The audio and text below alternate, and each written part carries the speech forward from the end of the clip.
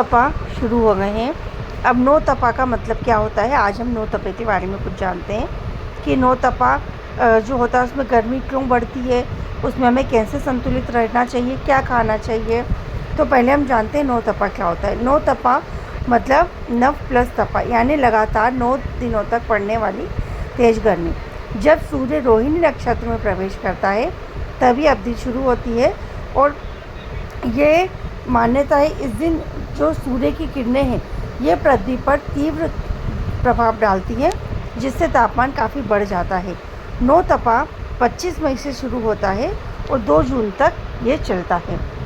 इसमें हमें क्या चीज़ नहीं खाना चाहिए, हमें इसमें अवॉइड करना चाहिए मसालेदार खाना, तला हुआ खाना, बहुत ज़्यादा चाय कॉफ़ी ड्रिंक करना, स्मोकिंग करना, खाली पेट धूप से निकलना, ये चीज़ हमें बिल्कुल अवॉइड करना चाहिए। और फ्रिज का ठंडा पानी, बहुत ज़्यादा फ्रिज का ठंडा पानी भी हमें नहीं पीना चाहिए।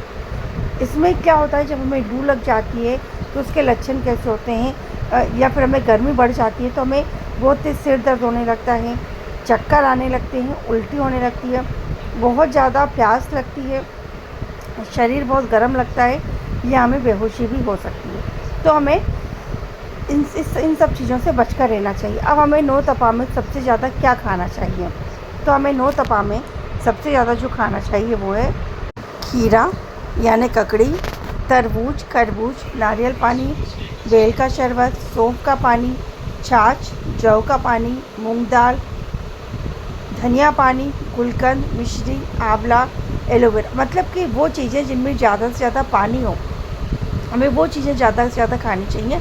पानी का ज़्यादा से ज़्यादा सेवन करना चाहिए, लेकिन धूप में से आकर एकदम से पानी नहीं पीना चाहिए। अब नौ तपा में सावधानियाँ हमें क्या क्या रखना चाहिए, धूप से बचाव रखना चाहिए। 12 बजे से 4 बजे तक हमें कम से कम बाहर निकलना चाहिए। अगर हम बाहर निकले हुए तो सिर को कपड़े से ढक कर निकलें। कोशिश करें कि हम ज़्यादा से ज़्यादा कॉटन के कपड़े पहनें, बार बार पानी पिएँ, बार बार नींबू पानी पिएँ, भरपूर नींद लें, आराम करें, मेहनत और व्यायाम से बचें। इस टाइम में हम अगर मेहनत करते हैं, व्यायाम करते हैं, एक्सरसाइज करते हैं तो क्या होता है, पसीना निकलता है, और वैसे ही गर्मी में इतना पसीना निकलता है तो हमें इस समय इन चीज़ों से बचना चाहिए। हमें चंदन या गुलाब जल का प्रयोग करना चाहिए, ठंडे पानी से आँखों को बार बार धोना चाहिए, और जो पैरों के तलवे होते हैं उनमें घी लगाना चाहिए।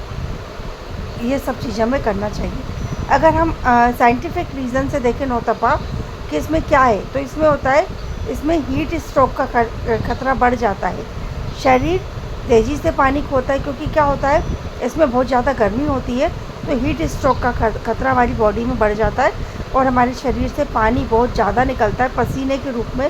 तो हमें पानी का प्रयोग ज़्यादा से ज़्यादा करना चाहिए।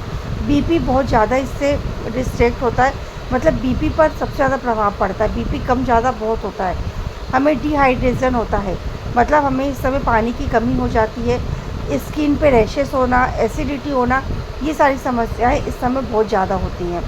तो हमें इन चीज़ों का ध्यान रखना चाहिए। इस समय पित्त दोष पड़ता है, शरीर में जल की कमी होती है, कमज़ोरी लगती है, ऊर्जा कम होने लगती है शरीर की। तो हमें इन सभी चीज़ों के लिए सिर्फ़ और सिर्फ सबसे बड़ा उपाय है कि हमें पानी ज़्यादा से ज़्यादा पीना चाहिए। नौ तपा सिर्फ गर्मी नहीं बल्कि शरीर की सहनशीलता की परीक्षा भी है कि हमारा शरीर इन सब चीज़ों को कितना ज़्यादा से ज़्यादा सहन कर सकता है। ठंडक बनाए रखना, पर्याप्त पानी पीना, शीतल व हल्का भोजन लेना, पर्याप्त नींद लेना और आयुर्वेदिक दिनचर्या को अपनाना, यही नौ तपा से बचने का और नौ तपा को निकालने का सबसे सही आसान और तरीका है। जय श्री कृष्ण।